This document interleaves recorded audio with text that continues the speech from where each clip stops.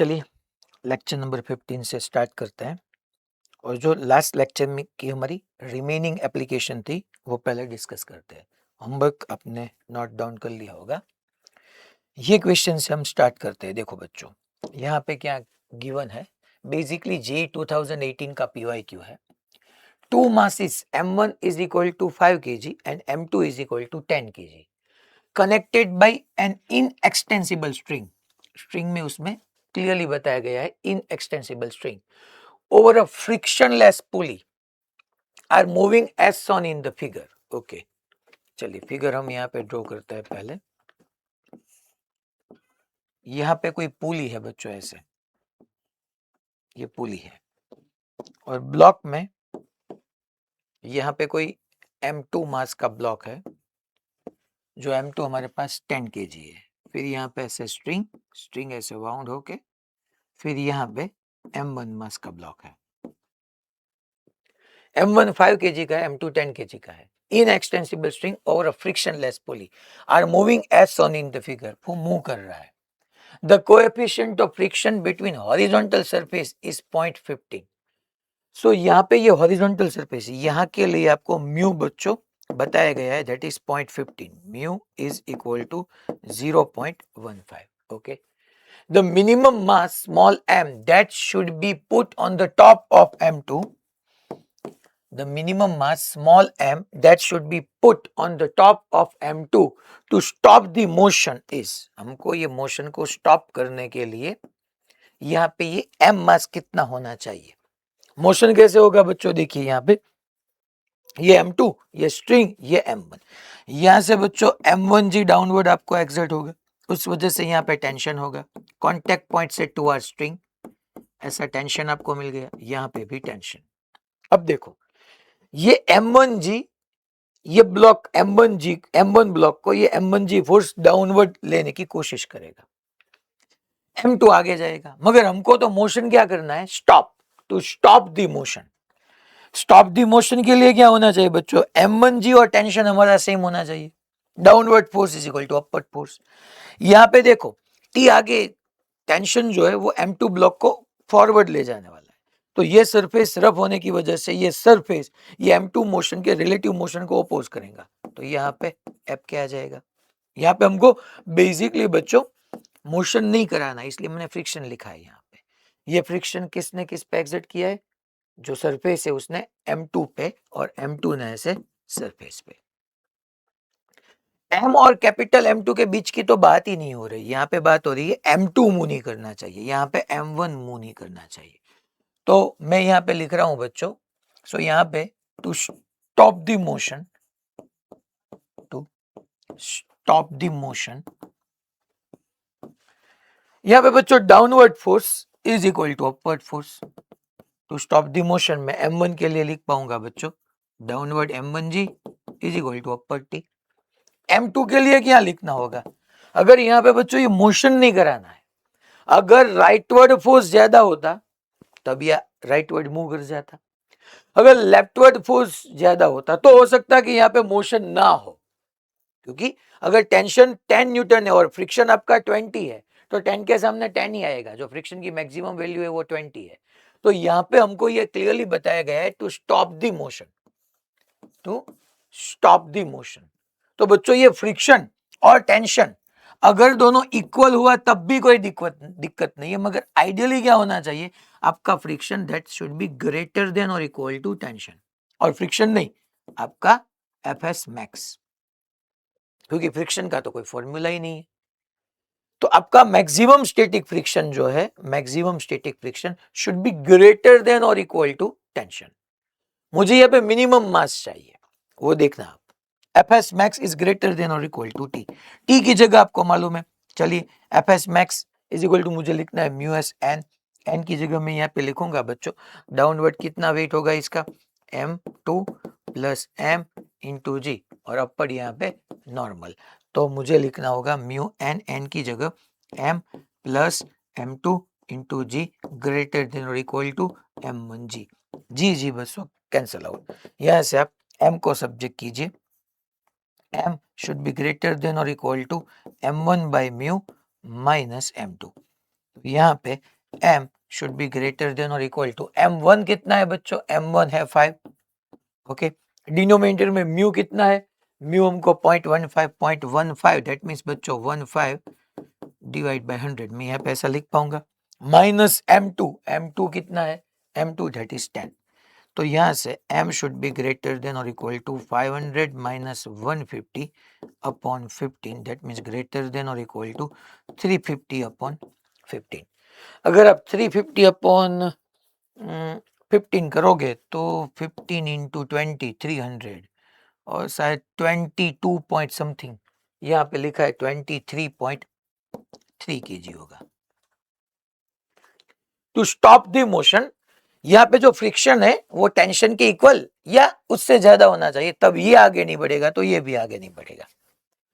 देखिए बच्चों, that means आपको जो M2 पे जो मास पुट करना है उसकी वैल्यू 23.3 भी चलेगी और उससे ज्यादा कितनी भी हो चलेगी। यहाँ पे 23.3 से ज्यादा क्या है, 43.3, ये चलेगा, यस चल सकता है। 10.3 नो, 18.3 नो, 23.3 चलेगा, यस चलेगा, क्योंकि greater than or equal to है। मगर मुझे मिनिमम मास बताना है बच्चों, तो मिनिमम मास तो 23.3 kg हुआ, इसलिए आपका 43.3 kg आंसर गलत हो गया, क्योंकि मास तो 23.3 से लेके उससे ज्यादा कोई भी चलेगा, मगर मिनिमम बताना है, इसलिए मैंने यहाँ पे करेक्ट आंसर बोला है डी, दैट इज 23.3। क्लियर सबको? फाइन। सब सेंटर पे सूरत पालनपुर, ओके फाइन। सूरत डबोली, ओके। मोडासा, ओके। भुज, ओके फाइन। चलिए, वडोदरा भायली, ओके। नेक्स्ट क्वेश्चन में आगे बढ़ते हैं। अब ये क्वेश्चन देखो, ये पीएमटी 2014 का क्वेश्चन है बच्चों। A system consist of 3 masses m1 m2 and m3 connected by a string passing over a pulley p। चलिए, यहाँ पे ऐसे कुछ हमको फिगर गिवन है, ये m1 मास का ब्लॉक है, तो यहाँ पे बच्चों m1g डाउनवर्ड होगा, यहाँ पे टेंशन ऐसे, यहाँ पे टेंशन ऐसे, यहाँ पे एच है। मॉड्यूल में देखोगे ना तो यहाँ पे एक फिगर में गलती है, उसने क्या है कि यहाँ पे एक ही स्ट्रिंग है, ऐसे M2 में से कोई स्ट्रिंग पास होके तो नहीं जा सकती, आइडियली 2 डिफरेंट स्ट्रिंग है, सॉरी स्ट्रिंग। तो ये टी यहाँ पे टेंशन चेंज हो गया टी डैश, क्योंकि स्ट्रिंग चेंज हो गई तो टेंशन भी चेंज। फिर यहाँ पे बच्चों M2G ऐसे डाउनवर्ड, इसका नॉर्मल अपवर्ड, यहाँ पे ऐसे M3G डाउनवर्ड, इसका normal and double dash be upward. So 3 masses M1, M2 and M3 connected by a string passing over a pulley P. The mass M1 hangs freely and M2 and M3 on a rough horizontal table। बच्चों ये जो table horizontal table है ये rough है आपका, rough horizontal table. The coefficient of friction is equal to mu. The pulley P is frictionless and of negligible mass. The downward acceleration of mass m1 is, हमको ये m1 का downward acceleration चाहिए। अगर ये m1 mass a acceleration से downward चलेगा तो m2 a acceleration से लेफ्टवर्ड और ये भी a एक्सेलरेशन से लेफ्टवर्ड चलेगा, क्योंकि आपकी स्ट्रिंग इनएक्सटेंसिबल है। अगर ये ब्लॉक ए एक्सेलरेशन से डाउनवर्ड चलेगा तो ये लेफ्टवर्ड और ये भी उतने ही एक्सेलरेशन से लेफ्टवर्ड, क्योंकि आपकी स्ट्रिंग इनएक्सटेंसिबल है और तीनों के मास सेम है।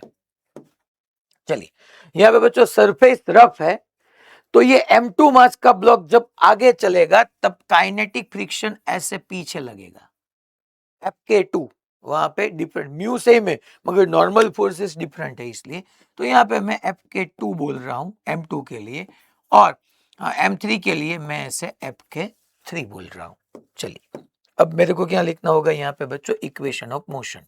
बेसिकली और जो भी केस है वो sigma F is equal to M A का ही है।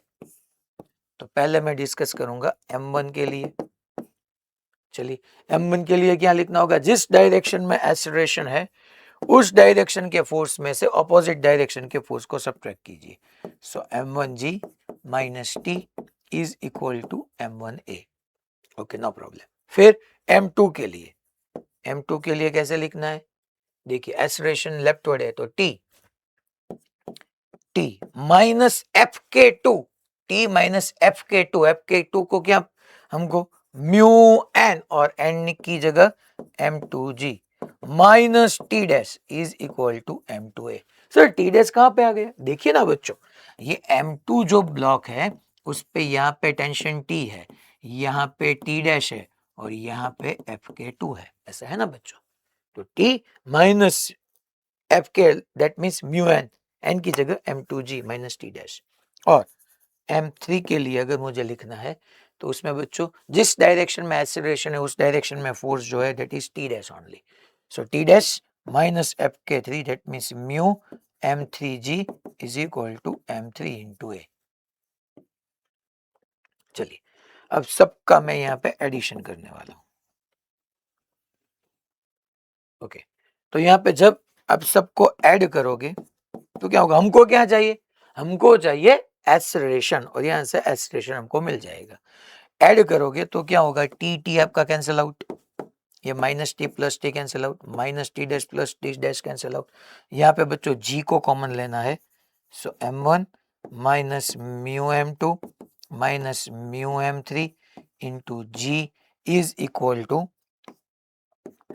To acceleration M1 plus M2 plus M3।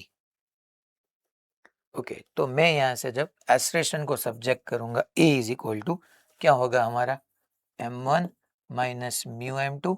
Okay चलिए, और साथ में ये गिवन ही है बच्चों, M1 is equal to M2 is equal to M3 is equal to M, तो मैं M ही पुट कर दूंगा तो फास्ट हमारा आंसर मिल जाए M माइनस म्यू एम बच्चों minus 2 mu M into g upon 3M, क्योंकि M plus M plus M 3M, तो M M M cancel out, तो एक्सेलरेशन होगा 1 minus 2 mu into g by 3।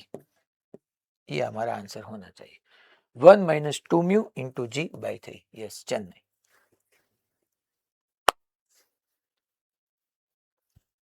Clear सबको, sure, Porbandar वाले सब बच्चे, ओके फाइन। फिर वलसाड, ओके, तो ये PYQ यहाँ पे खत्म हो गया। आपको सिर्फ इक्वेशन ऑफ मोशन को लिखना था बच्चों। नेक्स्ट क्वेश्चन डिस्कस करते हैं। Topic 10, question number 43। A block A of mass M1 rest on a horizontal table.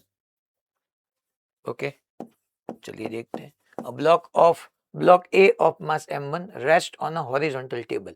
A light string connected to it passes over a frictionless pulley at the edge of the table. From its other end, another block B of mass M2 is suspended. तो बच्चों यहाँ पे ऐसी बात है, यहाँ पे ऐसी आपकी पुली है, यहाँ पे कोई M1 मास का ब्लॉक है, ये स्ट्रिंग यहाँ से पास होके फिर यहाँ पे ऐसे ये M2 है। M1 rest on a horizontal table, ये horizontal table पे rest पे, light string connected to it passes over a frictionless pulley at the edge of the table and from its other end block B of mass M2 is suspended. The coefficient of kinetic friction between the block and the table is mu k. यहाँ पे mu k.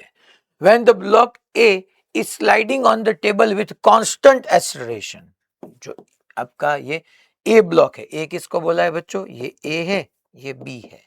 A जब constant acceleration से travel करेगा, when the block A is sliding on the table with constant acceleration, the tension in the string is, okay, हमको tension निकालनी है, no problem बच्चों। यहाँ पे M2G डाउनवर्ड होगा ऐसे, यहाँ पे टेंशन ऐसे, यहाँ पे टेंशन ऐसे, यहाँ पे टेंशन ऐसे। अगर ये ब्लॉक जो आपकी सरफेस है उसके रिस्पेक्ट में आगे चला जाएगा तो उसके रिलेटिव मोशन का ऑपोज यहाँ पे पीछे आपका काइनेटिक फ्रिक्शन होगा, यहाँ पे काइनेटिक फ्रिक्शन ऐसे।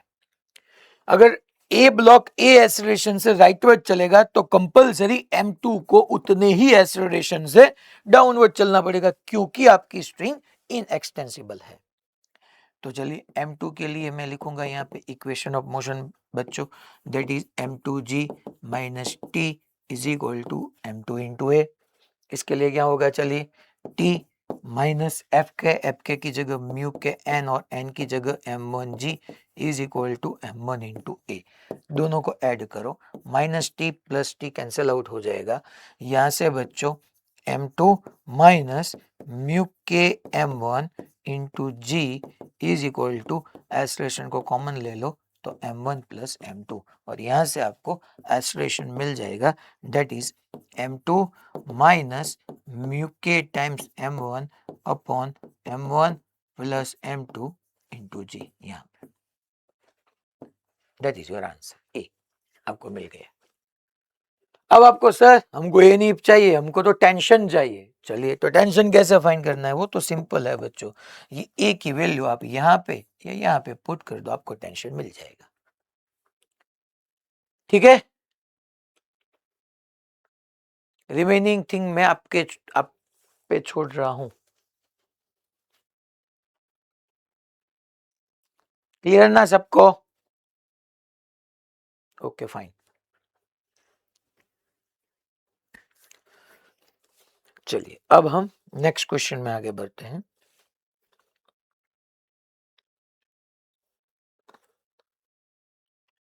सी नेक्स्ट एक्सरसाइज नंबर 25। ये क्वेश्चन भी इंटरेस्टिंग क्वेश्चन है। देखिए, figure shows a man standing stationary. Figure shows a man standing stationary with respect to horizontal conveyor belt that is accelerating with 1 metre per second square. बच्चों इसका PYQ भी है, ये अच्छा क्वेश्चन है, पीसफुली सुनना और समझना मेरी बातों को। Figure shows a man standing stationary with respect to horizontal conveyor belt. जो बेल्ट है वो 1 मीटर पर सेकंड स्क्वायर से एसरेट हो रहा है, accelerating with 1 metre per second square. तो ये जो बेल्ट है वो बेल्ट बच्चों right word a is equal to 1 metre per second square से एसरेट हो रहा है। What is the net force on the man? पहले बच्चों हमको क्या फाइंड करना है, what is the net force, what is the net force on the man. Man पे नेट फोर्स कितना होना चाहिए? सर मैन पे क्यों force?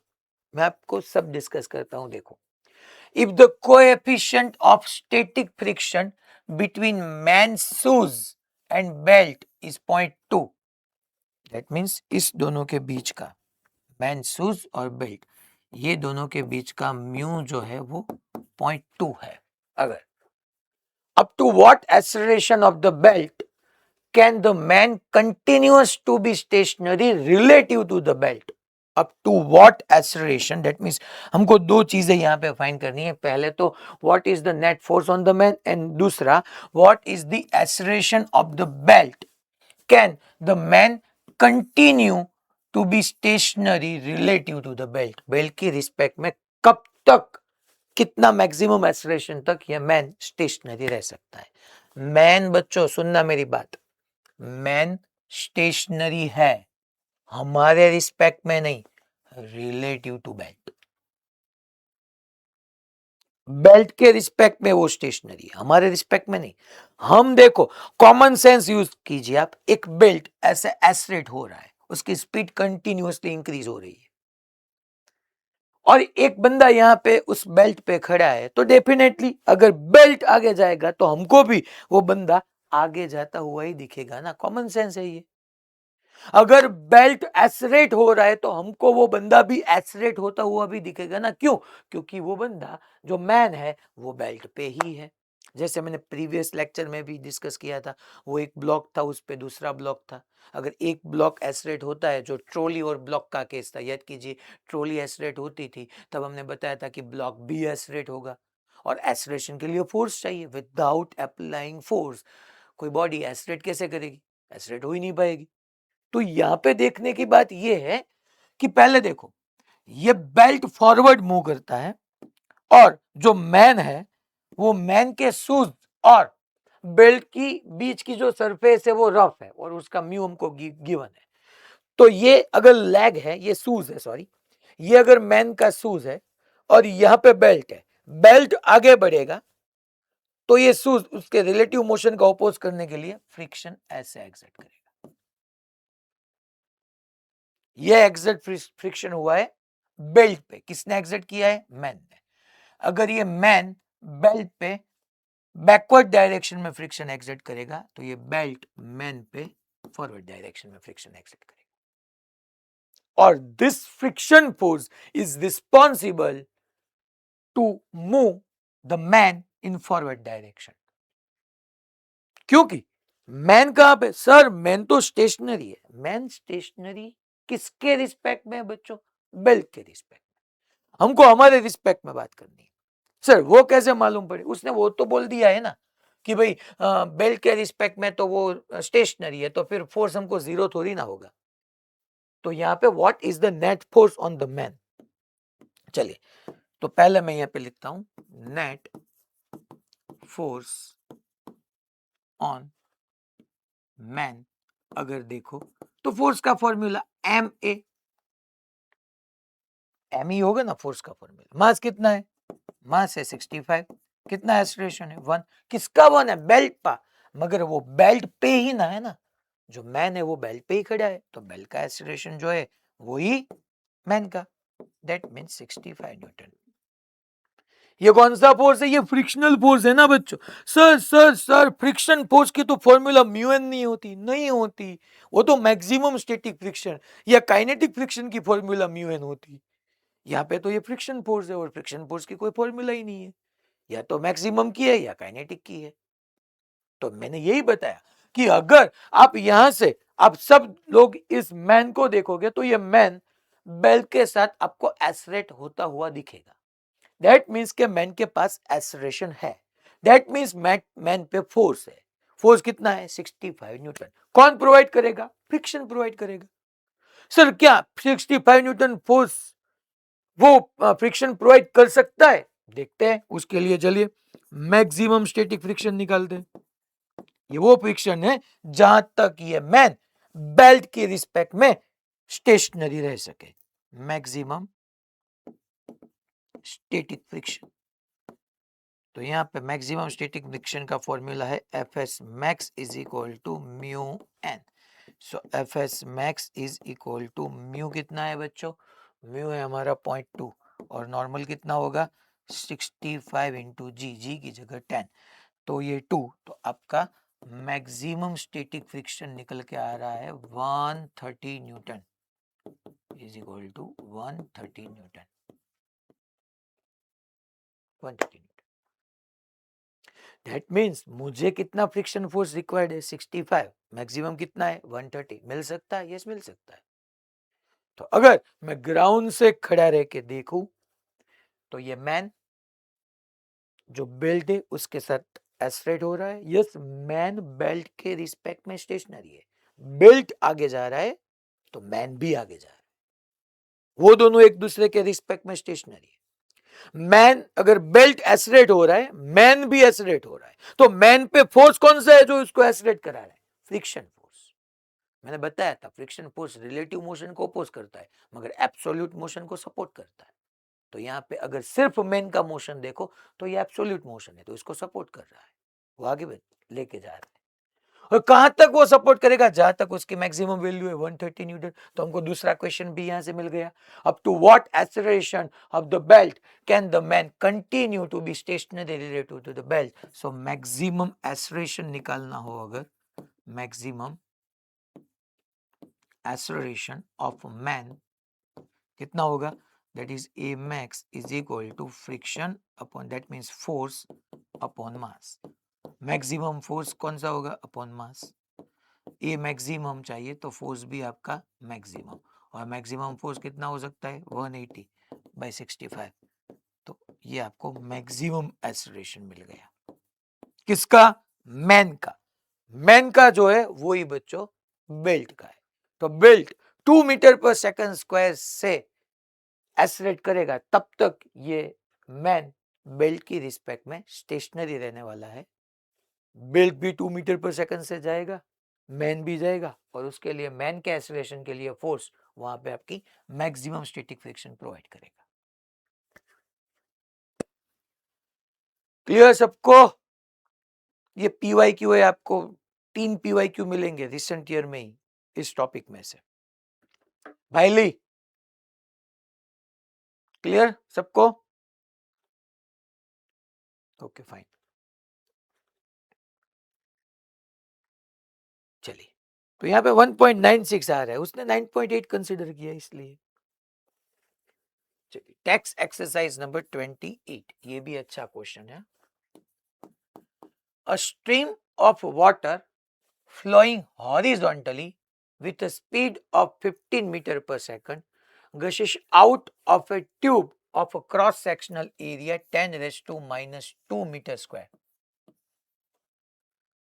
and hits a vertical wall nearby. तो ऐसा कोई ट्यूब है बच्चों, ये ट्यूब बेसिकली, और ट्यूब में से ये वाटर ऐसे निकल रहा है ट्यूब में से. तो stream of water flowing horizontally, ये हॉरिजॉन्टली फ्लो कर रहा है. स्पीड कितनी है बच्चों? इसकी स्पीड जो है v date is 15 metre per second है, और वो वॉल के साथ स्ट्राइक कर रहा है. Flowing horizontally with a speed of 15 meter per second gushes out of a tube of cross sectional area 2 meter 10 raised to minus 2 meter square. Okay, चलिए, and hits vertical wall nearby, ये vertical wall के साथ वो hit कर रही है. What is the force exerted on the wall? बच्चों ये निकालना है. What is the force exerted on wall? Wall पे कितना force exert कर रहा है ये water by the impact of water, assuming it does not rebound. That means ये water wall के साथ strike करने के बाद वहीं पे गिर जा रहा है, वो strike नहीं कर रहा है पीछे. सर क्या फाइंड करना है? Force on wall. सर ये ऐसे क्वेश्चन को कैसे डील करते हैं? देखिए, एक बात पक्की है, वाटर का जो फ्लो है वो वॉल पे फोर्स एक्सर्ट करेगा, तो वाटर का मोमेंटम चेंज होगा. यस सर, क्योंकि वाटर की आपको वेलोसिटी गिवन है that is 15 metre per second. तो अगर इनिशियली 15 मीटर पर सेकंड है, जब उससे स्ट्राइक होगा तो उसकी जीरो हो जाएगी. तो मोमेंटम चेंज अपॉन टाइम करोगे तो आपको फोर्स मिल जाएगा. तो वो तो किसका मोमेंटम चेंज हुआ? वाटर का. तो किस पे फोर्स एक्सर्ट हुआ? Sir water. बट जितना फोर्स वाटर वॉल पे एक्सर्ट करेगा उतना ही फोर्स वॉल वाटर पे फोर्स एक्सर्ट करेगा. तो चलिए, मैं यहाँ पे मुझे फाइंड करना है पहले force on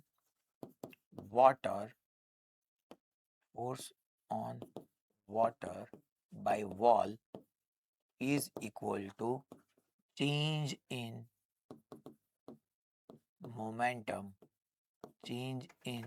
momentum of water upon time. तो हमको ये यूज करना है. चलिए, चेंज इन मोमेंटम में बच्चों इनिशियल मोमेंटम mv था, फाइनल तो बताया गया है ना. फाइनल जो वाटर है, assuming it does not rebound, वो रीबाउंड नहीं कर रहा है, तो final momentum 0. Initial mv upon time में t लिख रहा हूं. सर वेलोसिटी 15 है, मास नहीं है सर. यहां से मुझे क्या मिलेगा? Force on water by wall मिलेगा. तो सर क्या होगा? देखते हैं. 0. सर मास तो नहीं है. सही बात है, मास नहीं है. तो मास इज इक्वल टू क्या? मैं डेंसिटी इनटू वॉल्यूम नहीं कर सकता? यस कर सकता हूं ना. देखो यहाँ पे मैंने 2 वी किया है. ये जो कैपिटल वी है इट शोज वॉल्यूम, एंड जो स्मॉल वी है इट शोज स्पीड या वेलोसिटी. क्योंकि मास नहीं है सर, तो क्या करना है? डेंसिटी, वाटर की डेंसिटी है, यस है, दैट इज 10⁻³ जो आपका एसआई यूनिट है उसमें 10⁻³ 1000 kg पर मीटर क्यूब। वॉल्यूम कैसे फाइंड करना है वो आपको समझना है। यहाँ सर टाइम भी नहीं है, वो मैं सब एडजस्ट करूंगा। देखो अगर मैं ऐसा सोचूं बच्चों कि 1 सेकंड का टाइम होगा, इसका क्रॉस सेक्शनल एरिया आपको गिवन है, तो ये जो ट्यूब है वो ट्यूब में से जो वाटर निकलेगा उसका क्रॉस सेक्शनल एरिया भी 1 मीटर सॉरी 10⁻² मीटर स्क्वायर ही होगा।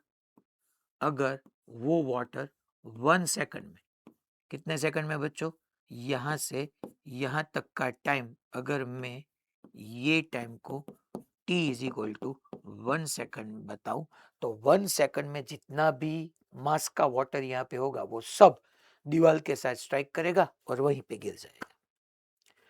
तो ये 1 सेकंड में इतने वॉल्यूम में, मास की जगह मैंने लिखा है डेंसिटी इनटू वॉल्यूम। अगर इतने का वॉल्यूम फाइंड करना है, वॉल्यूम, तो वॉल्यूम की मैं ऐसा नहीं लिख सकता, एरिया इनटू लेंथ। ओके, अगर मैं t की जगह 1 सेकंड पुट करूंगा तो वेलोसिटी कितनी है, 15 metre per second. Velocity is equal to मुझे मालूम है डिस्टेंस अपॉन टाइम। टाइम कितना, 1 सेकंड। 1 सेकंड में उसने कितना डिस्टेंस ट्रेवल किया, v मीटर, क्योंकि डिस्टेंस अपॉन टाइम, टाइम आपका 1 सेकंड हो गया तो distance is equal to v। और डिस्टेंस जो होगी वही आप लेंथ नहीं बोल सकते बच्चों, लेंथ अपॉन 1। तो हो गया ना, वॉल्यूम की जगह एरिया इनटू लेंथ। कितना क्रॉस सेक्शनल एरिया है, 10⁻² मीटर स्क्वायर। कितनी लेंथ है, लेंथ है distance, distance is equal to V, that means volume जो होगा वो a इंटू वी होगा आपका। तो a इंटू वी वॉल्यूम और डेंसिटी आपको मालूम ही है। तो यहाँ पे बच्चों में डायरेक्टली हमको आंसर मिल रहा है, देखिए माइनस रो v की जगह a इंटू वी में पुट करूंगा तो small v into small v का स्क्वायर और टाइम आपका 1 second. So minus of density होगी आपकी 10⁻³ एरिया होगा 10⁻² और 15 का स्क्वायर, स्पीड है 15 तो इसका स्क्वायर। सो 225 इंटू 10, सो फोर्स आपको मिल गया -2250 न्यूटन। ये फोर्स किस पे एग्जर्ट हुआ है, वाटर पे, force on water by wall. अगर what is the force exerted on wall पूछा है, on the wall by water, तो बच्चों ये +2250 आंसर हो जाएगा आपका। सबको क्लियर? ये बच्चों मैंने यहाँ पे volume is equal to A into V कैसे लिखा वो सबको मालूम हो गया। यहाँ पे मैंने basically volume is equal to area into length, length के लिए velocity is equal to distance upon time, time 1 second assume किया है, तो डिस्टेंस होगा वो v होगा, डिस्टेंस बोलो या लेंथ बोलो दोनों सेम ही बात है, तो लेंथ आपकी v हो गई, तो लेंथ की जगह मैंने v पुट किया तो मिल गया। बोझ okay fine, Modasa clear? Modasa में आपके साथ बात कर रहा हूं, ओके फाइन। चलिए नेक्स्ट क्वेश्चन में आगे बढ़ते हैं। तो ये फोर्स किस पे एग्जर्ट हो रहा है, ये फोर्स एग्जर्ट हो रहा है बच्चों वाटर पे, हमको पूछा गया है वॉल पे, तो आंसर प्लस हो जाएगा आपका डायरेक्टली। ये आपको फिर याद रखना है बच्चों, F is equal to rho A V square, क्योंकि ऑलवेज आपको इतना टाइम नहीं मिलेगा ये क्वेश्चन के साथ डील करने के लिए। चलिए टेक्स्ट एक्सरसाइज नंबर 10 देखते हैं question. A body of mass 0.40 kg moving initially with a constant speed of 10 meter per second to the north is subjected to a constant force of 8 Newton directed toward the south for 30 seconds। चलिए तो यहां पे ये north south direction है,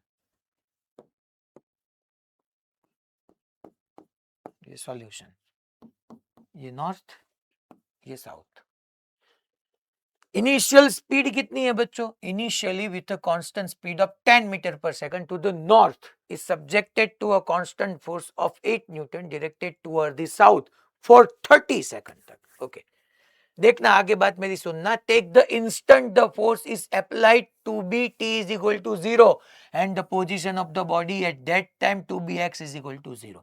that means अगर मैं ये body यहां पे कंसीडर कर रहा हूं और मैंने ऐसा बताया कि यहां पे अगर F is equal to 8 newton का फोर्स इस पे एग्जर्ट हुआ, जिस टाइम पे एग्जर्ट हुआ उस टाइम को मैं T इज इक्वल टू 0 बोलूंगा और उस पोजीशन को मैं X इज इक्वल टू 0 बोलूंगा। दैट मीन्स वहां पे वो ओरिजिन पे होगा, इसको हमको बताया गया है। Take the instant the force is applied to be T is equal to 0, the position of the body at that time to be X is equal to 0 and predict its position at T is equal to -5 second, 25 second and 100 second. Sir -5 second practically possible होगा? नहीं होगा, मगर हमको समझना है कि -5 second that means what? जब आपने फोर्स एग्जर्ट किया उस टाइम को 0 सेकंड बोल रहे हो, तो उसके पहले 5 सेकंड पे, इसका मीनिंग ये है, क्योंकि इसने बताया गया है कि जब आप फोर्स अप्लाइड करते हो उस इंस्टेंट को T इज इक्वल टू 0 बोलना है, तो उसके पहले 5 सेकंड। नेगेटिव टाइम कभी नेगेटिव वैसे हो नहीं सकता, इसका मीनिंग ये है बच्चों। चलिए, और इसकी इनिशियल वेलोसिटी भी आपको गिवन है। इनिशियल वेलोसिटी कितनी है उसकी? v0 अगर देखो तो that is 10 metre per second. ये जो बॉडी है उसका मास m है और उसकी initial velocity 10 metre per second है। चलिए, तो पहले हमको यहाँ पे t is equal to -5 second के पोजीशन निकालनी है बच्चों। Basically predicts is position. चलिए, फोर्स किस टाइम पे एग्जर्ट होता है? फोर्स टाइम एग्जर्ट होता है that is T is equal to 0 second. T is equal to -5 second का मीनिंग है 0 से पहले। 0 से पहले 5 सेकंड तक तो वो कांस्टेंट वेलोसिटी से ही चलता था, initially with constant speed 10 metre per second. अगर कांस्टेंट वेलोसिटी से चलता है so T is equal to, so before T is equal to 0 second, body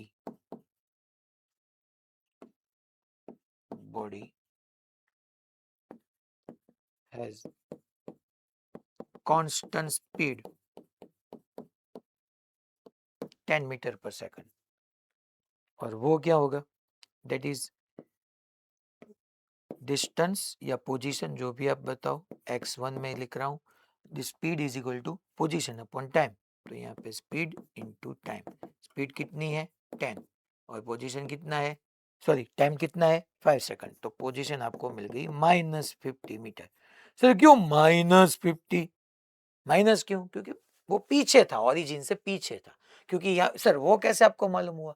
क्योंकि यहाँ पे बताया ना, जिस टाइम पे जब फोर्स 8 न्यूटन एग्जर्ट हुआ साउथ में, वो ट्रैवल कर रहा था नॉर्थ में, फोर्स एग्जर्ट हुआ साउथ में, उस टाइम को 0 सेकंड बोलना है और उस पॉइंट को x इक्वल टू 0 बोलना है। तो डेफिनेटली ये 0 सेकंड से पहले तो वो पीछे ही होगा, और पीछे होगा इसलिए माइनस साइन। ओके, एक आंसर आपका मिल गया। अब दूसरा हमको फाइंड करना है कि उसकी position t is equal to 25 second पे क्या थी। चलिए देखते हैं, t is equal to 25 second पे। सर 0 से 30 सेकंड तक फोर्स एग्जर्ट हो रहा है, ऐसा बताया गया है। जो 8 न्यूटन का फोर्स है, कांस्टेंट फोर्स 8 न्यूटन, वो 30 सेकंड तक एग्जर्ट होता है। फोर्स है, मास हमको पता है, तो ये मास और ये फोर्स, फोर्स कितना है बच्चों? ये 8 न्यूटन का फोर्स, बेसिकली 8 न्यूटन का फोर्स, ये मास, उसकी हेल्प से हम एक्सेलरेशन फाइंड कर सकते हैं। Yes, E is equal to F by M, F is equal to M है। तो एक्सेलरेशन फोर्स है 8, मास है 0.4, that means 4/10, that means 80/4, that means 20 metre per second square. बच्चों ये फोर्स वेलोसिटी की ऑपोजिट डायरेक्शन में, तो बेसिकली रिटार्डेशन मोशन है, -20 metre per second square. That means basically क्या होगा? मैं सारा जो पार्टिकल की यहाँ पे कंप्लीट उसका ट्रेजेक्ट्री आपको बताऊंगा लास्ट में, मगर इसकी वेलोसिटी 10 मीटर पर सेकंड से ये है यहाँ पे, और मैंने इस t इज इक्वल टू 0 को फोर्स एक्सर्ट किया, इसको ही x इज इक्वल टू 0, तब इसकी वेलोसिटी पहले कम होगी कम होगी कम होगी कम होगी कम होगी 0, फिर वो एक्सलेट होगा होगा होगा होगा होगा होगा ऐसे चलेगा। तो पहले ये पार्टिकल आगे चलेगा फिर वापस आ जाएगा। अब वो भी फाइंड कर सकते हो कितने टाइम में वो वापस आ गया, वो पूछा नहीं है, मगर अगर मैं ये फॉर्मूला यहाँ पे अप्लाई करूँ, क्योंकि मुझे मालूम है कि एक्सेलरेशन हमारा कांस्टेंट है, रिटार्डेशन हमारा कांस्टेंट है, so v is equal to v0 plus at formula लगाऊं तो उसकी इनिशियल वेलोसिटी कितनी है 10 है बच्चों, एक्सेलरेशन कितना है -20 इंटू टी, और फाइनल वेलोसिटी कब जीरो होगी वो मुझे पता करना है, सो 10 माइनस 20t, सो बच्चों 20t इज इक्वल टू 10, तो t is equal to 1/2 second. That means अगर यहाँ पे t इज इक्वल टू 0 है ना, तो हाफ सेकंड के बाद 0.5 सेकंड के बाद ही उसकी वेलोसिटी 0 हो जाएगी, फिर वो पीछे चलेगा, क्योंकि फोर्स तो 30 सेकंड तक 8 न्यूटन का फोर्स लगने वाला है, तो 30 सेकंड तक फोर्स लगने वाला है, उसमें 0.5 सेकंड में ही आपकी वेलोसिटी 0 हो गई, तो फिर रिमेनिंग 29.5 सेकंड तक ये फोर्स साउथ में लगेगा और बॉडी साउथ में एक्सलेट होगी, पीछे एक्सलेट होगी, तो डेफिनेटली 30 सेकंड पे उसकी पोजीशन किसी माइनस में ही आएगी, क्योंकि यहाँ पे उसने ओरिजिन बोल दिया है, x इज इक्वल टू 0 बता दिया है। और बच्चों ये आपका कांस्टेंट एक्सेलरेशन है, तो मैं यहाँ पे लिखूंगा x2 is equal to v0t plus half at square, क्योंकि हमारे पास टाइम है 30 सेकंड में 25 सेकंड पे पोजीशन फाइंड करनी है, तो t is equal to 25, acceleration आपका कांस्टेंट या यूनिफॉर्म है, तो वही इक्वेशन होगा। तो x2 is equal to v0 है बच्चों 10, टाइम कितना 25 प्लस हाफ, एक्सेलरेशन की जगह -20 इंटू बच्चों टाइम है 25 का स्क्वायर, सो 25 इंटू 25 फिनिश। तो यहाँ पे x2 इज इक्वल टू 250 है माइनस 625 इंटू 10 दैट इज 6250, तो आपका x2 यहाँ से मिल गया -6000 मीटर या -6 किलोमीटर, -6000 मीटर या -6 किलोमीटर। फिर थर्ड,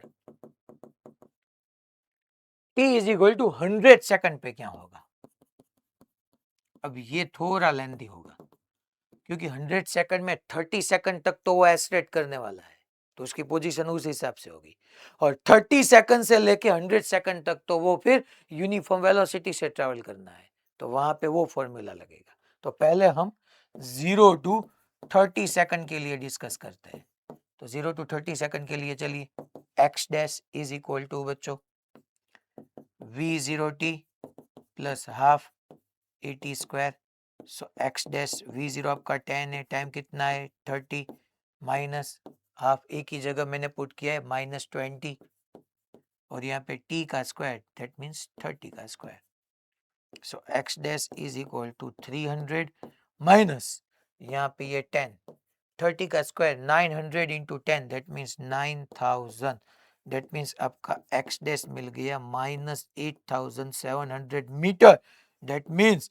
माइनस ऑफ 8.7 किलोमीटर, ये आपको x डैश मिल गया माइनस ऑफ 8.7 किलोमीटर। चलिए अब क्या होगा सर, अब हमको x डबल डैश, क्योंकि total t is equal to 100 second पे पोजीशन बतानी है, तो रिमेनिंग टाइम देखते हैं, दैट मीन्स 30 टू 100 सेकंड तक, 30 टू 100 सेकंड तक क्या होने वाला है, फोर्स अब लगना खत्म हो गया, तो फोर्स लगना खत्म हो गया, तब वो कैसे मोशन करेगा, फिर वो बच्चों यूनिफॉर्म वेलोसिटी से मोशन करेगा।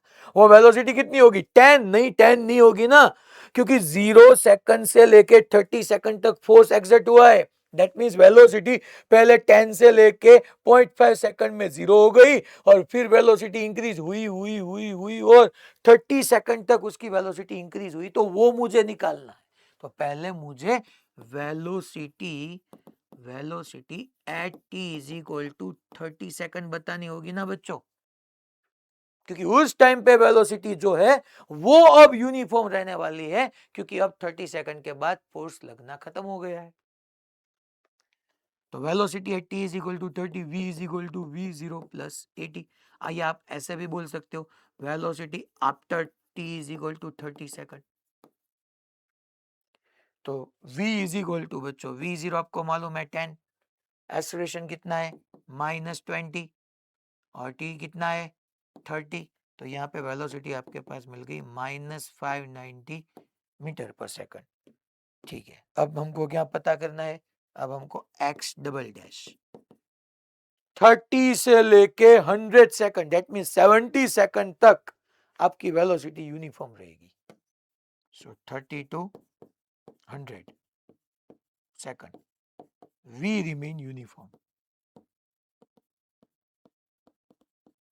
तो हमारी पोजीशन होगी बच्चों, अब मैं x डबल डैश बोलूंगा अगर इसको, तो x double dash is equal to आपको मिलेगा वेलोसिटी दैट इज -590 इंटू कितने सेकंड तक 70 सेकंड तक, 30 टू 100 दैट मीन 70। तो मैं यहाँ पे बच्चों करने वाला हूँ 590 इंटू 7070 41,000। एक्स डबल डैश आपको क्या मिल गया माइनस ऑफ 41,300, 41,300 मीटर, ये एक्स डबल डैश मिल गया।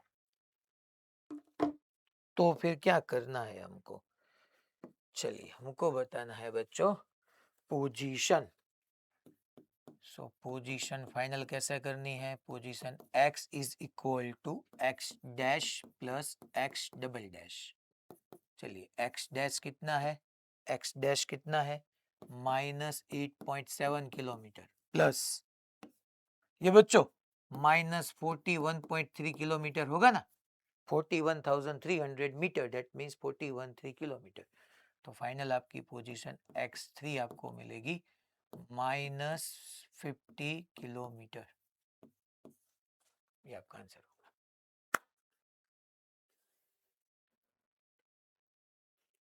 हो रही है क्लैरिटी यहाँ पे, क्वेश्चन में कुछ टफनेस नहीं है।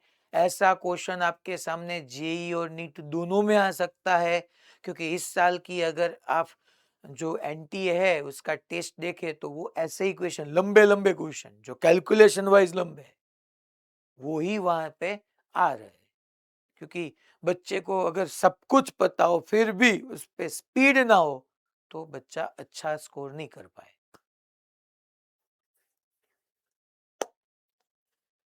चलिए, तो ये बच्चों पहले -50 मीटर, उसके बाद -600 सॉरी 6,000 और फाइनल -50 किलोमीटर। और अगर ये मोशन को मैं एक्सप्लेन करो तो ये मोशन ऐसा था बच्चों कि ऐसे यहाँ पे नॉर्थ था, यहाँ पे साउथ था, पार्टिकल यूनिफॉर्म वेलोसिटी से ऐसे चल रहा था 10 मीटर पर सेकंड से। सडनली जब वो यहाँ पे पहुंचा उस पे 8 न्यूटन का फोर्स एक्सर्ट हुआ। जिस टाइम पे फोर्स एक्सर्ट हुआ उस टाइम को t इज इक्वल टू 0 बताओ, उस पोजीशन को x इक्वल टू 0 बताओ। सो उससे 5 सेकंड पहले वो पीछे ही होगा डेफिनेटली। फिर हमको मालूम है यहाँ पे भी उसकी वेलोसिटी 10 मीटर पर सेकंड थी और इन हाफ सेकंड 0.5 सेकंड में उसकी वेलोसिटी कम होके 0 हो गई। फोर्स तो अब फिर भी था ही, फोर्स तो 30 सेकंड तक था ही। फिर उस इस डायरेक्शन में फोर्स एक्सर्ट होता हुआ फिर वो पार्टिकल ऐसे एक्सलेरेट हुआ, ऐसे चला, ऐसे चला, ऐसे चला, ऐसे चला और t is equal to 30 second पे जाके उसकी वेलोसिटी 590 मीटर पर सेकंड हो गई। इंक्रीज होते होते पहले जो राइटवर्ड 10 मीटर पर सेकंड थी उसमें राइटवर्ड नॉर्थ में 10 मीटर पर सेकंड थी, वो कम होके 0 होके साउथ में 590 मिल गई। फिर वो यूनिफॉर्म वेलोसिटी से चलने लगा।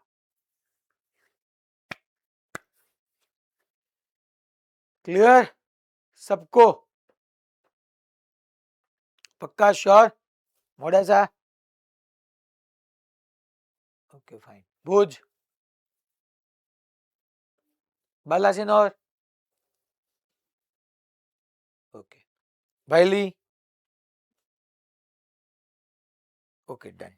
चलिए आगे बढ़ते हैं। अब हम ये क्वेश्चन हमने डिस्कस किया है यहाँ पे। अब बच्चों टॉपिक 10 का क्वेश्चन नंबर 61 ये देखते हैं। ये भी अच्छा क्वेश्चन है। 3 block A, B and C of equal mass small m are placed one over the other। देखो यहां पे ऐसे मास सबका सेम ही है बच्चों। यहाँ पे ऐसे ये पुली है, 3 ब्लॉक है ऐसे यहाँ पे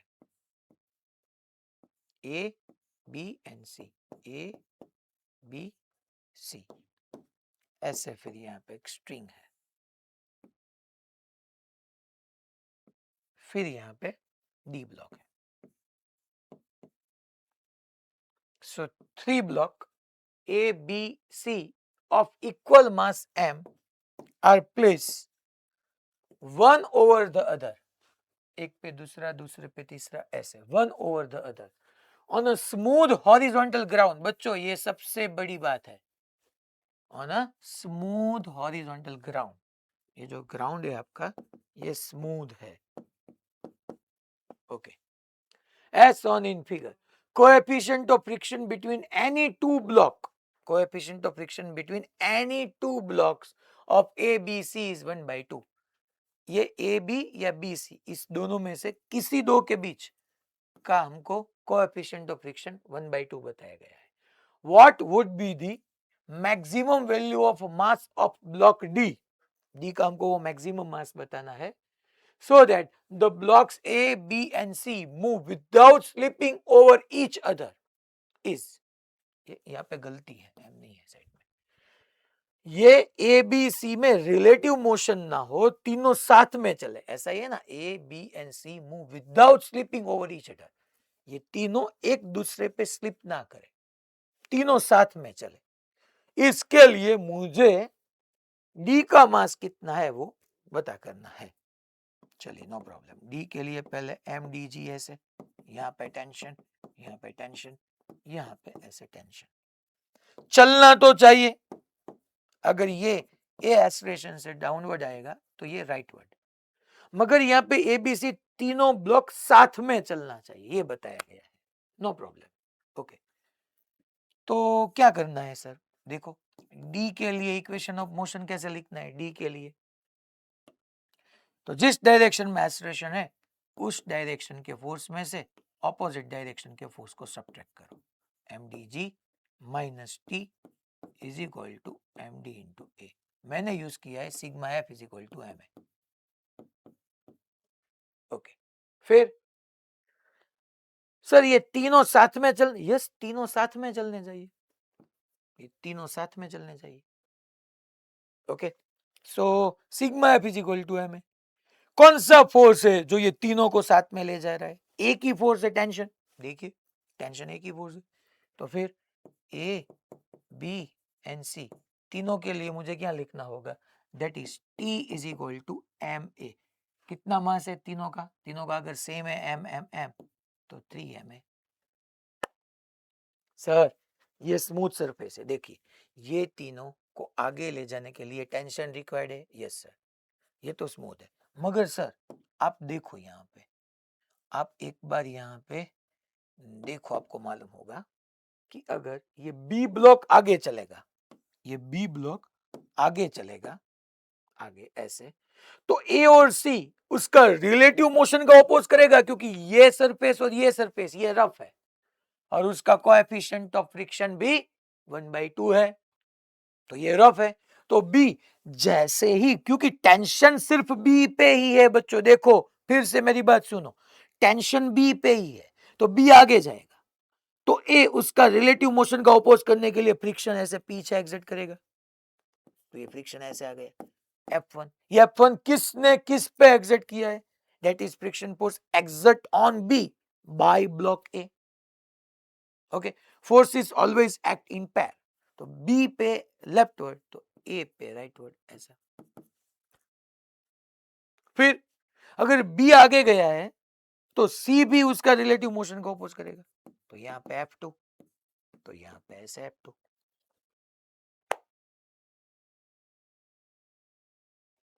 तो यहाँ पे अगर आप देखो तो मेरे को तो क्या फाइंड करना है, हमको तो फाइंड करना है मास ऑफ डी। तो चलिए दोनों को ऐड कीजिए, दोनों को ऐड कीजिए। सर यहाँ पे आपने F1 F2 तो क्यों नहीं शो किया, सिर्फ टेंशन क्यों बताया? अरे मैं एबीसी सिस्टम के लिए बात कर रहा हूं, और एबीसी सिस्टम के लिए ये F1 और ये F1 इंटरनल है, F2 and F2 all are internal forces. फिर भी लिखना है तो लिखो, F1 राइटवर्ड तो ऐड करो, फिर लेफ्टवर्ड तो सब्ट्रैक्ट करो, F2 राइटवर्ड ऐड करो, माइनस F2 सब्ट्रैक्ट करो, हो गया ना जीरो वो सब। तो यहाँ पे अगर मैं ऐड करूंगा तो यहाँ पे टेंशन टेंशन कैंसिल हो जाएगा, मेरे को एम डी चाहिए, तो यहाँ पे M D G is equal to M D into A plus 3ma। तो यहाँ से मास ऑफ ब्लॉक डी मैं क्या लिख पाऊंगा, that is 3ma upon G minus A. Acceleration मिल गया तो काम खत्म। सर ये एस्टिलेशन कैसे निकालोगे? देखो अब मेरी बात फिर से सुनो, ध्यान से सुनो। क्या हमको बताना है बच्चों? क्या ऐसा है, आप बताओ यस या नो करके, हाँ, कि ए बी सी तीनों अलग चलने वाले हैं, ऐसा है? नहीं, तीनों साथ में चलने वाले, वो क्लियरली बताया गया है। A B C move without slipping over each other, ये तीनों एक दूसरे पे स्लिप ना करें, दैट मीन्स साथ में चले, तीनों साथ में चलने वाले। क्या तीनों एसिलेट होने वाले? यस सर, क्योंकि ये डी डाउनवर्ड जितना एसिलेशन से चलेगा उतना ही एसिलेशन तीनों का होना चाहिए। That means A B C तीनों ब्लॉक के पास राइटवर्ड एक्सेलरेशन है। एक्सेलरेशन के लिए क्या चाहिए? फोर्स। बी पे तो टेंशन फोर्स है, ए पे कौन सा फोर्स है जो इसको राइटवर्ड एक्सेलरेट कर रहा है? डेफिनेटली फ्रिक्शन, क्योंकि अब तो ये आज लगभग 4 to 5 टाइम आया हमको यहाँ पे शायद। तो ए पे आप देखो, ए पे शायद यहाँ पे आप समझ सकते हो कि ए पे F1 जो फ्रिक्शन फोर्स है, it is responsible that A will move rightward in sorry will move rightward with acceleration A. तो ए पे F1 मिल गया, ओके सर, अब क्या करना है देखते हैं। तो यार sigma F is equal to M ही करना है ना, for A sigma F is equal to M A, खत्म बात। Friction, okay, sigma F force, force कौन सा है? Friction, that is F1 is equal to m, mass m ही है, यस, एक्सेलरेशन a। फ्रिक्शन की वैल्यू क्या होगी? Mu n। n कितना है बच्चों? Mu n। यहाँ पे तो mg ऐसे ही होगा ना, एक ही ब्लॉक है, यहाँ पे नॉर्मल, तो mu m g is equal to M A. M A M M cancel out, तो a is equal to mu कितना है? 1/2, तो a आपको मिल गया g/2। चलिए वैल्यू यहाँ पे पुट कीजिए, 3m a की जगह g/2, और डिनोमिनेटर में g minus g/2, g/2, g/2, g/2 cancel out, so 3m सी। ये m नहीं है, यहाँ पे गलत है।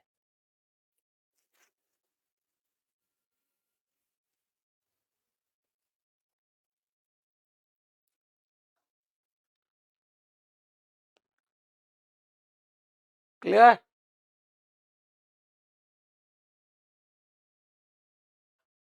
Okay fine.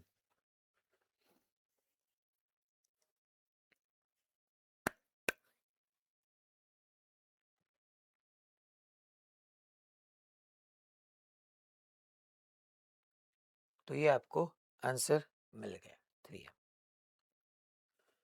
चलिए अब यहाँ पे आपको कंस्ट्रेन मोशन में मैं पुली कंस्ट्रेन पढ़ाने वाला हूँ। कंस्ट्रेन मोशन हमने डिस्कस किया ही था बच्चों, मगर यहाँ पे अब मूवेबल पुली वाले केस हम पढ़ने वाले। देखो ये पुली यहाँ पे फिक्स है, ये हिंज है, मगर ये दूसरी पुली है जो मैंने स्मॉल ड्रॉ की है, वो मूवेबल है, वो मूव कर सकती है, वो फिक्स नहीं है। तो ऐसे बहुत सारे केसेस आपके सामने आ सकते हैं। पहले मैं ये फर्स्ट केस डिस्कस कर रहा हूँ, आप ड्रॉ कर लीजिए। चलिए फिर मैं आपको इसका आंसर हम दो अलग वे से निकालेंगे। फर्स्ट जो होगा वो हमारा फंडामेंटल वे होगा, और दूसरा जो होगा वो हमारा शॉर्टकट होगा। चलिए आप ड्रॉ कीजिए। ये पोरबंदर में आप आज घर पे क्यों हो? स्कूल में छुट्टी है? क्या है क्या स्कूल में?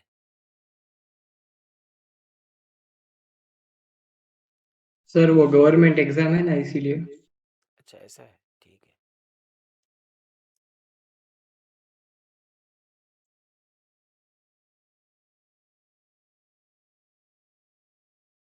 तो क्यों सिर्फ आप 3 बच्चे ही हो?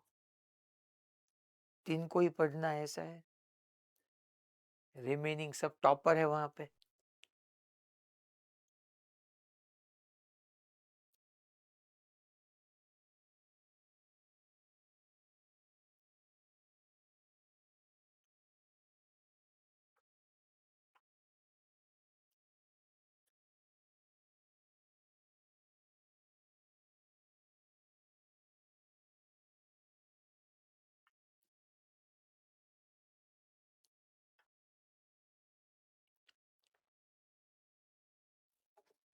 ऋत्विक भाई ये ऐसी नहीं चलता है, इसका कुछ कीजिए।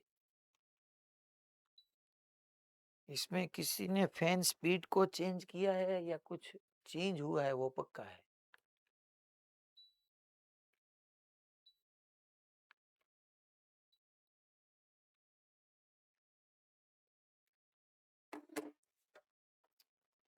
चलिए,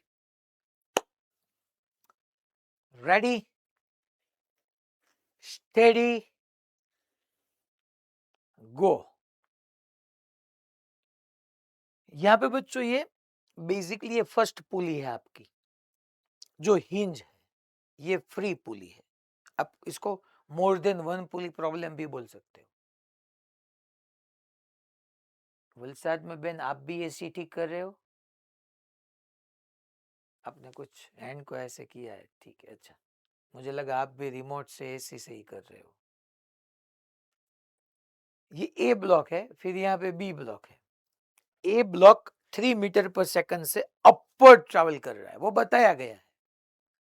सर अगर नहीं बताया है तो देखो ए का मास ज्यादा है, बी का मास ज्यादा है, जिसका मास ज्यादा होगा वो डाउनवर्ड चलेगा। सर फिर भी पता ना चले तो डोंट वरी, अगर ये ए अपवर्ड जा रहा है मगर आपने इसको डाउनवर्ड ले लिया तो बी का जो आंसर आएगा वो आपको माइनस में आएगा। तो हमको समझ जाना है कि हमने जो वेलोसिटी ली है, जो एक्सेलरेशन कंसीडर किया है, वो ये नहीं थे जो यहाँ पे एक्चुअल मोशन है, उसके अपोजिट है। तो डोंट वरी अबाउट इट। यहाँ पे तो मैंने ये लिख के दिया है कि ये ब्लॉक 3 मीटर पर सेकंड से अपवर्ड ट्रैवल कर रहा है, तो बी की वेलोसिटी क्या होगी? अगर ये अपवर्ड ट्रैवल करेगा तो बी डाउनवर्ड होगा, तो बी की वेलोसिटी डाउनवर्ड होगी, वो पक्का है। कितनी होगी वो निकालनी है। देखिए यहाँ पे बच्चों सब हमारा आइडियल केस है। पुली देखो आप, पुली वो आइडियल पुली है। आइडियल का मीनिंग है आपकी पुली मासलेस है एंड फ्रिक्शनलेस है। Massless and frictionless. जो स्ट्रिंग हमारी है वो स्ट्रिंग भी आइडियल है, दैट मीन्स वो भी मासलेस, फ्रिक्शनलेस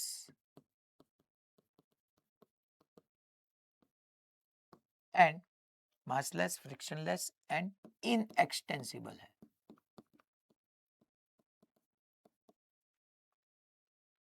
इनएक्सटेंसिबल है। चलिए डिस्कस करते हैं यहाँ पे हम। अगर ये ए ब्लॉक अपवर्ड ट्रैवल करता है, सब कुछ बच्चों देखो यहाँ पे क्या होगा, ये जो आपकी स्ट्रिंग एस से वाउंड होके एस से गई, यहाँ पे ये स्ट्रिंग भी एस से गई, ऐसे ऐसे। चलो अब मैं यहाँ पे बच्चों स्ट्रिंग जो है वो इनएक्सटेंसिबल है। यहाँ पे बच्चों स्ट्रिंग जब ये ए ब्लॉक अपवर्ड चलेगा तो जितनी भी स्ट्रिंग लूज होगी वो सेकंड साइड जो दूसरी साइड है वहां पे शिफ्ट होगी। यहाँ पे ऐसे नहीं होगा कि पुली आपकी रोटेट हो सकती है, क्योंकि पुली और स्ट्रिंग के बीच में फ्रिक्शन नहीं है। चलिए फिर भी मैं एज्यूम करता हूं यहाँ पे कि अगर ये ए ब्लॉक है वो एक्स जितना अपवर्ड चला गया, ए ब्लॉक है वो एक्स जितना अपवर्ड गया, तो देखो बच्चों यहाँ पे बेसिकली दो स्ट्रिंग है हमारे पास। शांति से सुनना मेरी बात, दो स्ट्रिंग है। एक ऐसे है, एक ऐसे है। चलिए दोनों स्ट्रिंग जो है वो x जितनी अपवर्ड चली जाएगी। चलिए पहले ये मैं फर्स्ट स्ट्रिंग ले लेता हूं, ये फर्स्ट स्ट्रिंग है। तो यहां पे अगर ये ब्लॉक ए x जितना अपवर्ड गया तो यहां से x जितनी स्ट्रिंग लूज हुई होगी और वो x जितनी स्ट्रिंग, जो x जितनी स्ट्रिंग है वो राइटवर्ड शिफ्ट हुआ होगा। x जितना अपवर्ड गया वो x शिफ्ट हुआ है बच्चों, यहां ऐसे राइटवर्ड। तो डेफिनेटली जो दूसरी पुली है हमारी यहां पे, ये स्ट्रिंग ये पुली के साथ कनेक्टेड है।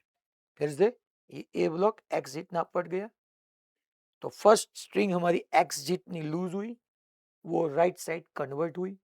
जो राइट साइड ये दूसरी स्ट्रिंग है वही स्ट्रिंग है मगर वो स्ट्रिंग का दूसरा पार्ट है, वो यहां से x जितना डाउनवर्ड चला जाएगा। तो ये पुली भी, ये यहाँ पे x जितना कन्वर्ट हुआ तो ये पुली भी हमारी x जितनी नीचे चली जाएगी ऐसे, क्योंकि ये स्ट्रिंग, जो ये स्ट्रिंग थी ना ये पुली के साथ कन्वर्ट थी, तो पुली भी x जितनी नीचे डाउनवर्ड चली गई। अब पुली के दोनों साइड स्ट्रिंग होती है, ये दूसरी पुली देखो बच्चों, दूसरी पुली के दोनों साइड ये 2 नंबर की स्ट्रिंग है, ये 2 नंबर की स्ट्रिंग, ये स्ट्रिंग है। अगर ये पुली x जितनी नीचे गई तो उसके दोनों साइड जो स्ट्रिंग है ये x और ये स्टैक, क्योंकि जो पुली रहती है उस पे स्ट्रिंग वाउंड रहती है, तो ये दूसरी पुली x जितना नीचे गई तो x on this side and x on this side total 2x length की ये दूसरे नंबर वाली स्ट्रिंग भी फ्री हो गई और वो राइटवर्ड कन्वर्ट हो गई, तो ये 2x नीचे चला गया। ये मैं और एक बार लास्ट टाइम फिर से डिस्कस कर रहा हूं, अभी मैंने फर्स्ट स्ट्रिंग के बारे में ही बताया, शांति से सुन लो, लिखना नहीं है अभी हमको, कि ए ब्लॉक अपवर्ड गया तो ए ब्लॉक के साथ 2 स्ट्रिंग थी। अभी हम ये फर्स्ट स्ट्रिंग की ही बात कर रहे हैं, ये फर्स्ट स्ट्रिंग की x जितना अपवर्ड गया तो यहां से x पार्ट लूज हुआ, तो यहाँ पे पुली पे से ऐसे शिफ्ट होगी, ऐसे ऐसे शिफ्ट, तो x जितनी स्ट्रिंग यहाँ पे शिफ्ट हुई, यहाँ पे शिफ्ट हुई तो यहाँ पे जो फर्स्ट स्ट्रिंग का एंड था वो पुली के साथ कन्वर्ट था, तो ये जो आपकी ये स्ट्रिंग है वो x जितना यहाँ से डाउनवर्ड हुई तो पुली भी x जितना शिफ्ट हुई डाउनवर्ड। ये जो दूसरी पुली थी उसके दोनों साइड दूसरी नंबर की स्ट्रिंग थी, ये स्ट्रिंग थी, तो ये पुली अगर x जितना डाउनवर्ड आई तो ये जो दूसरी स्ट्रिंग है उसमें से x on this side and x on this side total 2x length की स्ट्रिंग शिफ्ट होके b को मिल गई, तो b 2x जितना डाउनवर्ड गया।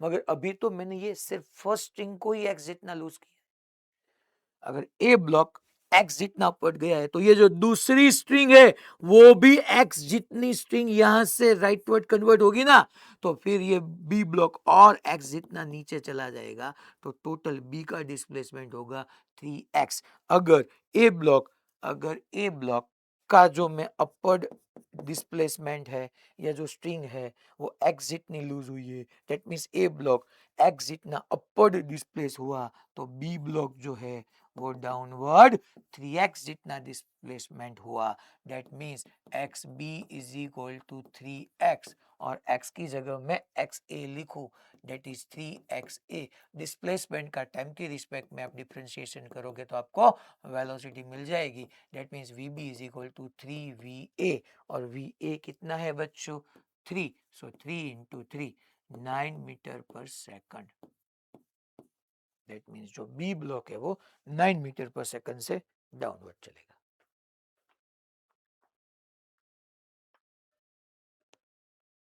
क्लियर सबको ये बात समझ में आई? एक बार और रिपीट करूं या समझ में आ गई सबको? रिपीट करूं?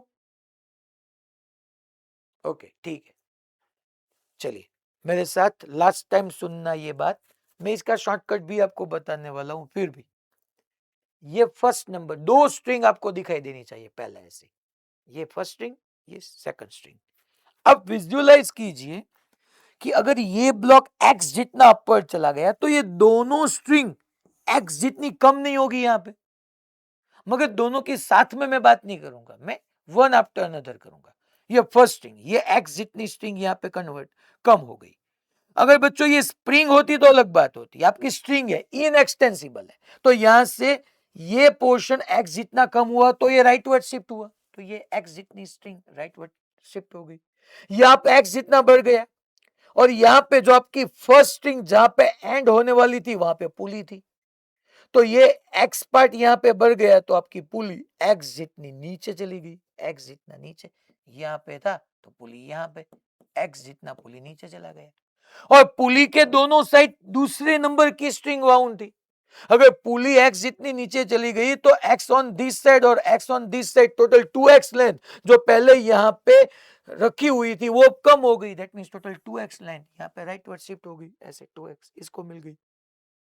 अभी तक तो सिर्फ फर्स्ट स्ट्रिंग की बात हुई, यहाँ पे दूसरी स्ट्रिंग भी कनेक्ट हुई थी ए के साथ, तो ए अगर एक्स जितना अपर चला गया तो ये दूसरी स्ट्रिंग का जो एक्स जितना पार्ट है वो फ्री हुआ और वो राइट साइड ऐसे कन्वर्ट हुआ, तो बी को एक तो ये एक्स का मिला दूसरी स्ट्रिंग की वजह से, और पहली स्ट्रिंग एक्स जितना गई ये पूरी एक्स जितना नीचे आई तो उसकी दोनों साइड से टोटल एक्स और एक्स 2x शिफ्ट हुआ, तो पहले 2x और फिर ये दूसरी की वजह से एक्स, तो टोटल 3x जितना डिस्प्लेस हुआ। क्लियर हुआ सबको? अब मोडासा क्लियर ना सबको? भुज में ओके। बाइली में किसी बच्चे को डाउट? बाइली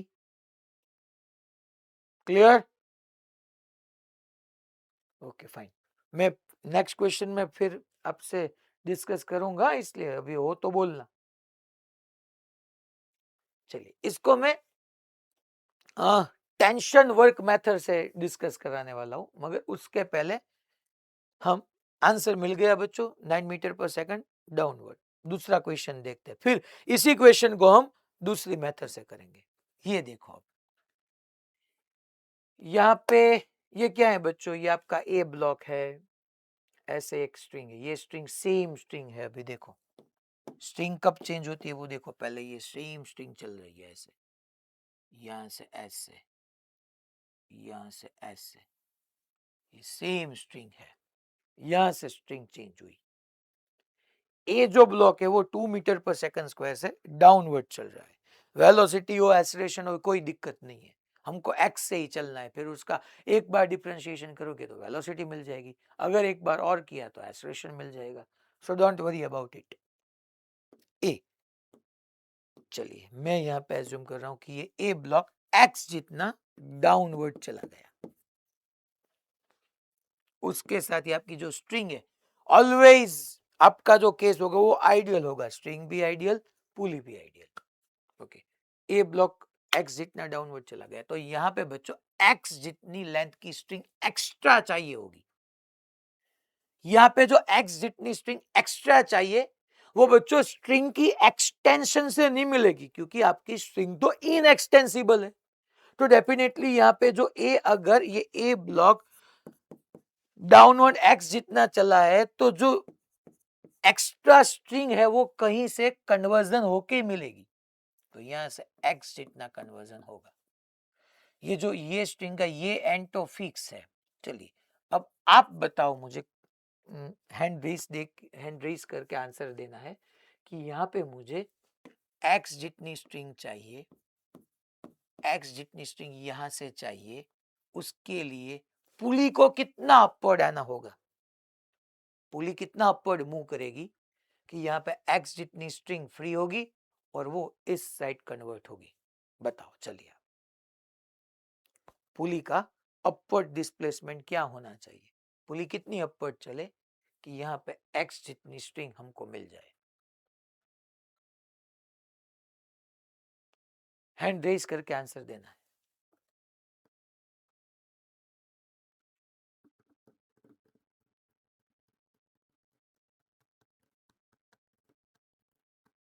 यस वडोदरा भाई आप बताओ, अनम्यूट कीजिए।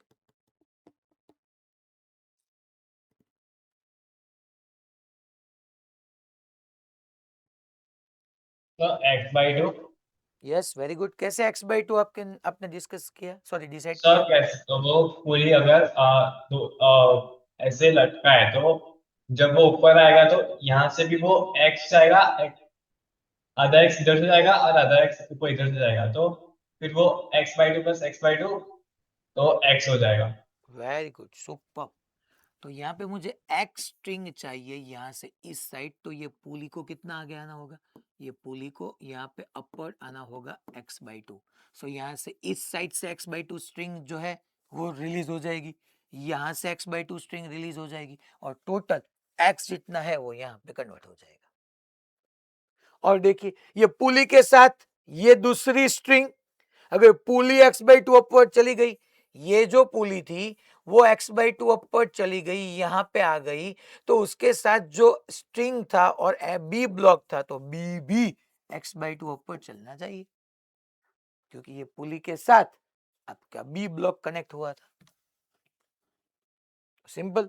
अगर इसको मैं x ए बोलूं और इसको मैं एक्स बी बोलूं, तो सिंपल बात हुई ना बच्चों, that X B is equal to x/2 मुझे मिला, x इज इक्वल टू मैंने एक्स ए एज्यूम किया है, तो एक्स a/2 आप एक बार डिफ्रेंशिएट कीजिए टाइम के रिस्पेक्ट में, तो V B is equal to va/2 होगा, और एक टाइम बार आप वेलोसिटी का टाइम के रिस्पेक्ट में डिफ्रेंशिएशन कीजिए, आपको मिल गया A B is equal to a/2। A का एक्सेलरेशन कितना है 2, सो 2/2 आपको मिला 1 metre per second square. Finish.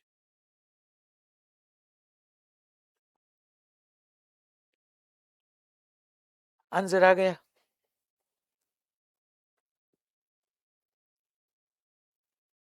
Clear सबको? ओके। ऐसे ही यही आंसर अब हम दूसरी मेथड से डिस्कस करने वाले हैं, that is work tension method या वर्चुअल वर्क डन। वर्क आपने सबने डिस्कस किया है, work is equal to force into point of application of force, sorry displacement of point of application of force.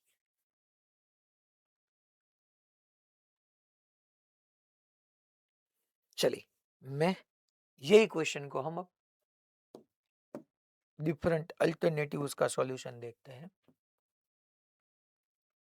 ये यहाँ पे मैं निकाल रहा हूँ अल्टरनेटिव सॉल्यूशन। ओके, फिर से ये डायग्राम मैं ड्रॉ कर रहा हूँ। यहाँ पे ये सपोर्ट है, ये बच्चों पुली है,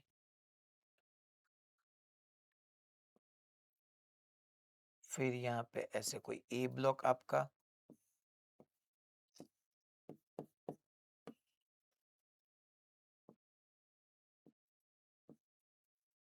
ए ब्लॉक,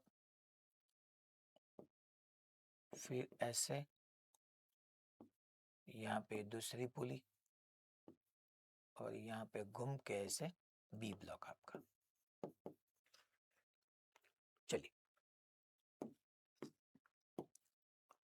बच्चों मैं यहाँ पे ऐसा डिस्कस कर रहा हूँ, that is work tension method.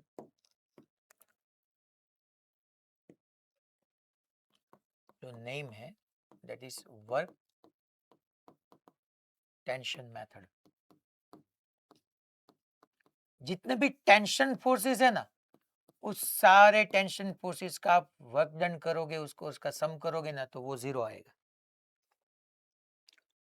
Sigma of WT is equal to 0।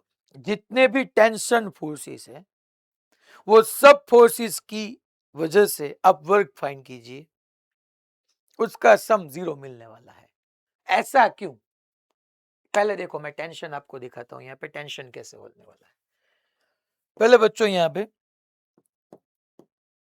ये ब्लॉक आपको मालूम है ये अपर ट्रैवल कर रहा है, तो इसका MAG ऐसे डाउनवर्ड है। किसी भी बच्चों एक स्ट्रिंग में आपको टेंशन एज्यूम करना है T। यहाँ पे 2 है, 2 में सेम नहीं होगा, क्योंकि अगर स्ट्रिंग चेंज होगी तो टेंशन चेंज हो जाएगा। तो यहाँ पे मैं लेट्स एज्यूम यहाँ पे T एज्यूम कर रहा हूं।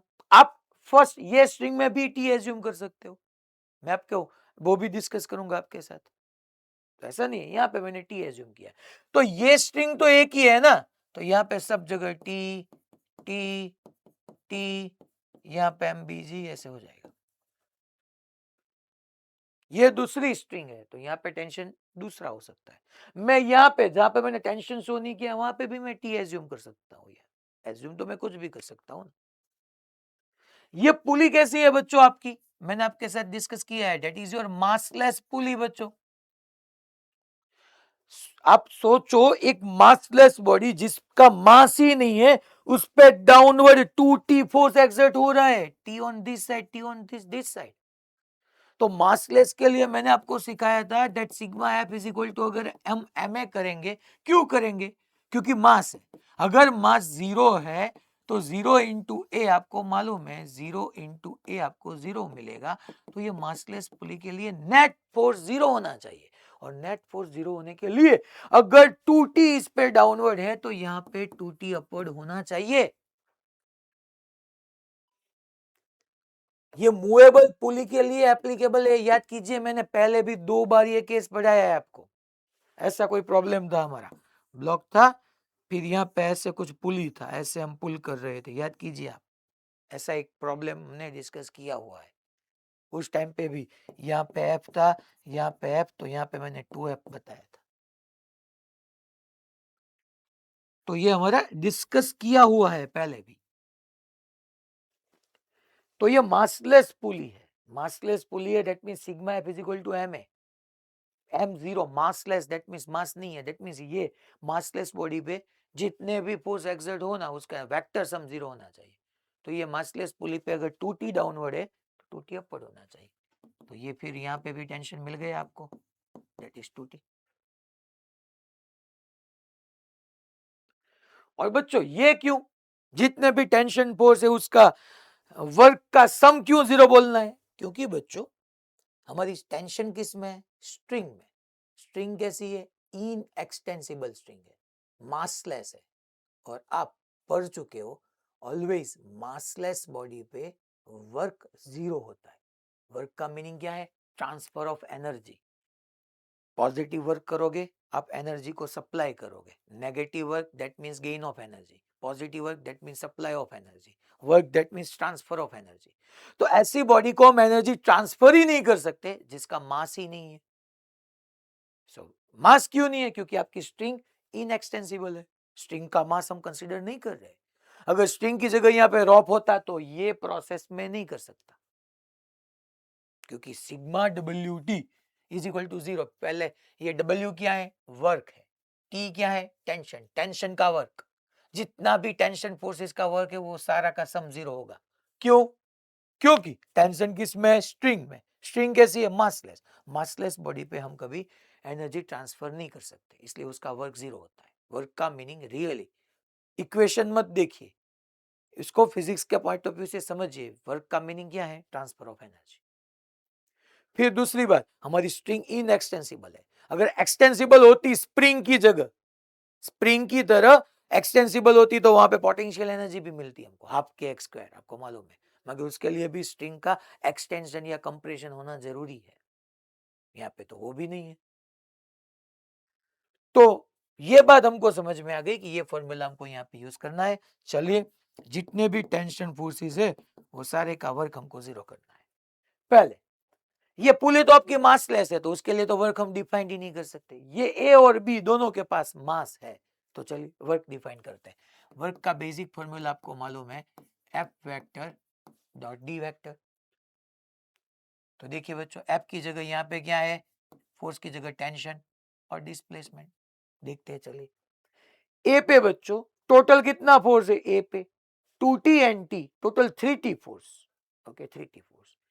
ए कैसे कहां पे मूव कर रहा था, अपवर्ड। हमने डिस्कस किया था ना कि ये एक्स ए जितना अपवर्ड गया, ए अपवर्ड जा रहा है और बी डाउनवर्ड आ रहा है। सर ये एक्स बी 3x है, वो मेरे को प्रूव करना है अभी यहाँ पे। ये तो मैंने एक बेसिक से प्रूव किया, यहाँ पे शॉर्टकट डायरेक्टली प्रूव हो सकता है। देखिए कि ए अपवर्ड ट्रैवल कर रहा है, तो फोर्स देखिए, फोर्स टोटल है ये 2T प्लस 3T फोर्स है, और ए का डिस्प्लेसमेंट एक्स है upward. Force and displacement both are in same direction, तो डॉट प्रोडक्ट पॉजिटिव होगा। तो फोर्स की जगह टी की जगह 3T, उसका डिस्प्लेसमेंट एक्स है, दोनों सेम डायरेक्शन में cos 0 1। सिग्मा है plus, B tension upward, X B downward, force and displacement both are in opposite direction. तो होगा बच्चों both are in opposite direction, तो उसके बीच का एंगल होगा cos 180, cos 180 -1, so minus of t into X B is equal to 0। अब simplify कीजिए, t cancel out हो जाएगा, तो 3xa is equal to X B. एक बार और आप डिफरेंशिएट कीजिए, तो V B is equal to 3va।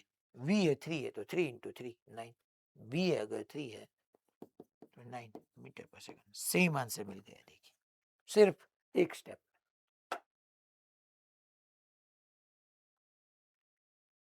ये ऑलवेज एप्लीकेबल है, मगर कंडीशन अप्लाइड है कि आपकी स्ट्रिंग पुली सब मासलेस। बेसिक ये है, ये पता होना चाहिए कि कैसे शिफ्टिंग होता है, ये फंडामेंटल है, ये शॉर्टकट है। चलिए नेक्स्ट क्वेश्चन देखते हैं। ये क्वेश्चन भी ये हमने डिस्कस किया, ये क्वेश्चन भी उससे ही अल्टरनेटिव सॉल्यूशन देखते हैं। चलिए हमको यूज करना है बच्चों alternative solution, sigma work done by all tension is equal to 0। Sir पहले टेंशन तो एज्यूम कीजिए। देखिए बेसिकली मैं आपको एक टिप्स दे रहा हूं कि जो भी जितनी भी स्ट्रिंग है ना, उसमें जो भी लंबी स्ट्रिंग है ना, उसमें टी एज्यूम कीजिए। ये टी, यहाँ पे भी टी, यहाँ पे भी टी, यहाँ पे भी टी, यहाँ पे भी टी, यहाँ पे भी टी। सर पिछले क्वेश्चन में तो दोनों सेम लेंथ की थी, तो किसी भी जगह आप टी एज्यूम कर सकते हो, या उसमें कोई ऐसा थंब रूल नहीं है। यहाँ पे जनरली जो भी बड़ी स्ट्रिंग है उसमें आपको टी एज्यूम करना है, लेंथ वाइज बड़ी हो उसमें। यहाँ पे मुझे दिख रहा है दो स्ट्रिंग है, एक ये है और ये दूसरी है, तो जो बड़ी स्ट्रिंग है लेंथ वाइज उसमें मैंने टेंशन टी एज्यूम किया है। अब आप ये पुली देखिए, पुली तो सब मासलेस ही है। अगर ये मासलेस पुली है तो मासलेस पुली पे यहाँ पे भी टी, यहाँ पे भी, टोटल अपवर्ड 2t फोर्स है, टोटल अपवर्ड 2t फोर्स है। तो यहाँ पे डाउनवर्ड ये 2t और ये 2t ऐसा मिल गया आपको। ये पुली पे यहाँ से भी t, यहाँ से भी t, तो टोटल 2t है, तो नीचे भी 2t। ये 2t कैसे मिला, सबको क्लियर? Okay fine. अब यहाँ पे टी है आपका, चलिए अप्लाई कीजिए। Work done sigma W T is equal to 0 A के लिए। सर पुली के लिए आप क्यों टेंशन? नहीं, पुली मासलेस है, हमको तो वर्क किसका फाइंड करना है, जो मास है। ए का देखिए, ए पे टी अपवर्ड और उसका डिस्प्लेसमेंट डाउनवर्ड। देखिए ये एक्स से डाउनवर्ड है क्योंकि वो डाउनवर्ड ट्रेवल कर रहा है, तो फोर्स अपवर्ड डिस्प्लेसमेंट डाउनवर्ड, दोनों के बीच का एंगल माइनस हुआ ना, तो टी इंटू एक्स है। फिर पुली के लिए नहीं लिखना है, बी के लिए। बी पे फोर्स कितना है, 2t है, 2t फोर्स अपवर्ड है बच्चों, ये 2t फोर्स अपवर्ड है, अपवर्ड डायरेक्शन में। और बी का डिस्प्लेसमेंट एक्स बी भी अपवर्ड, तो फोर्स भी अपवर्ड डिस्प्लेसमेंट भी अपवर्ड, तो दोनों के बीच का एंगल हो गया plus. So 2t into X B is equal to 0 plus, अगर उस साइड ले लो तो minus, minus minus cancel out, so t into X है is equal to 2t into X B, T cancel out, so X B is equal to X A by 2। दो time आप differentiate करोगे, so A B is equal to A by 2। A कितना है 2, 2 divide by 2 1 metre per second square. Finish.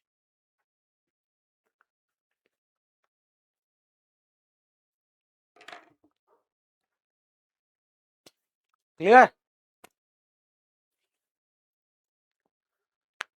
Okay, so remaining 3 question है वो आप discuss कर सकते हो, मैंने आपको होमवर्क में दी है। नेक्स्ट लेक्चर हमारा लास्ट लेक्चर होगा, फिर हमारी बात खत्म।